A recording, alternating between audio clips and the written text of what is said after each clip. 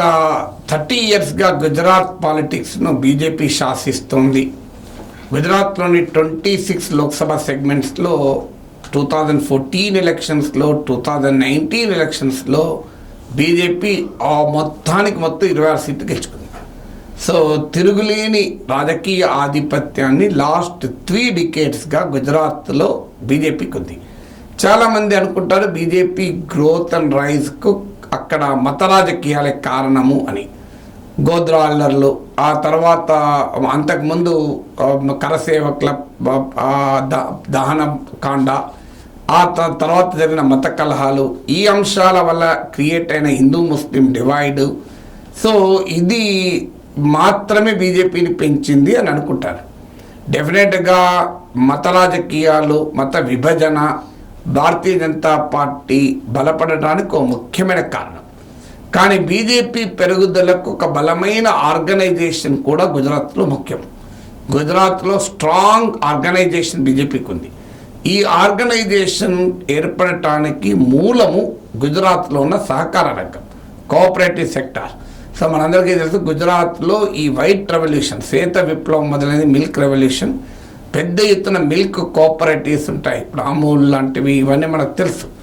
So Gujarat cooperative sector ఎంత బలమైంది అంటే గుజరాత్ ఈ వివిధ రకాల సహకార సంస్థలు, cooperative banks, cooperative societies, primary agricultural cooperative societies, ప్రాథమిక వ్యవసాయ సహకార కేంద్రాలు, మిల్క్ కోఆపరేటివ్స్, ఈ అన్నిట్లో కలిపి నియర్లీ 3 crores 3 కోట్ల మంది ఇందులో ఎన్రోల్ అయి ఉన్నారు. అంటే ఎంత పెద్ద ఆర్గనైజ్డ్ సెక్టారో కోఆపరేటివ్ అర్థమవుతుంది.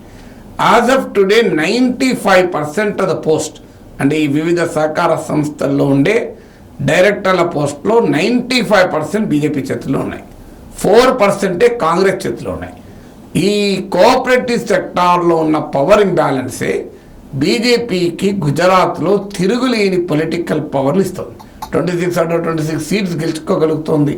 అంత బలమైన పార్టీగా ఉంటుంది. పాటీదార్ రిజర్వేషన్ ఉద్యమం, పటేళ్లు రిజర్వేషన్లకు జరిపిన పెద్ద ఉద్యమం కూడా బీజేపీని పెద్దగా డ్యామేజ్ చేయలేకపోయింది. కొంత కన్సర్న్ క్రియేట్ చేసిన ఈవెన్ పాటీదార్ ఉద్యమ సమయంలో కూడా బీజేపీ 26 గుజరాత్ లోక్సభ సీట్లు గెలుచుకోగలిగింది.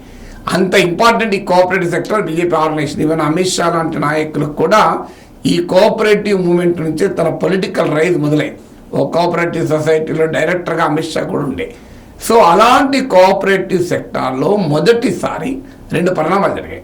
ఒకటి, ఇఫ్కోకు జరిగినటువంటి ఫెడరేషన్, ఫార్మర్ కోఆపరేటివ్ ఫెడరేషన్ ఇఫ్కోకు జరిగిన ఎన్నికల్లో బీజేపీ అధికారికంగా బలపరిచిన అభ్యర్థి ఓడిపోయాడు. సో అంత బలమైన కోఆపరేటివ్ సెక్టార్లో బీజేపీ మొదటిసారి ఓటమిని చవిచూడాల్సి వచ్చింది. ఇక దీంతో నేషనల్ ఫెడరేషన్ ఆఫ్ నఫెడ్ జరిగిన నేషనల్ కోఆపరేటివ్స్ యొక్క ఫెడరేషన్కు, నఫెడ్కు జరిగిన ఎన్నికల్లో బీజేపీ తన పార్టీ అభ్యర్థిగా ఎవరిని నిలబెట్టలేదు. అఫ్కోర్స్ బీజేపీకి చెందిన రాజ్కోట్కు రిప్రజెంట్ చేసే మాజీ ఎంపీ, మాజీ కేంద్ర మంత్రి కుందారి అనే అతను గెలిచాడు. అలాగే గుజరాత్ అసెంబ్లీ డిప్యూటీ స్పీకర్ కూడా గెలిచాడు డైరెక్టర్స్గా. గెలిచింది బీజేపీ వాళ్ళే, కానీ భారతీయ జనతా పార్టీ అధికారికంగా వాళ్ళను తమ అభ్యర్థులుగా ప్రకటించలేదు. ఒకవేళ తమ అభ్యర్థులుగా ప్రకటించి ఉంటే ఇఫ్కో ఎన్నికల్లో ఎలాగైతే ఓడిపోయారో ఇక్కడ కూడా ఓడిపోయేవారు అనే అనుమానం కలిగింది. అందుకే మొదటిసారి అంత పొలిటిసైజ్ చేసిన కోఆపరేటివ్ సెక్టార్లో తమ రాజకీయ ఆధిపత్యానికి ఒక బలమైన వ్యవస్థగా ఉపయోగించుకున్న కోఆపరేటివ్ సెక్టార్లో బీజేపీ అఫీషియల్గా ఎండార్స్ చేయలేదు. ఎందుకంటే కారణం బీజేపీలో ఉన్న అంతర్గత ఫైట్. అంటే 95% బీజేపీ ఉన్నారు కనుక బీజేపీ వాళ్ళకే ప్రత్యర్థులైపోయారు.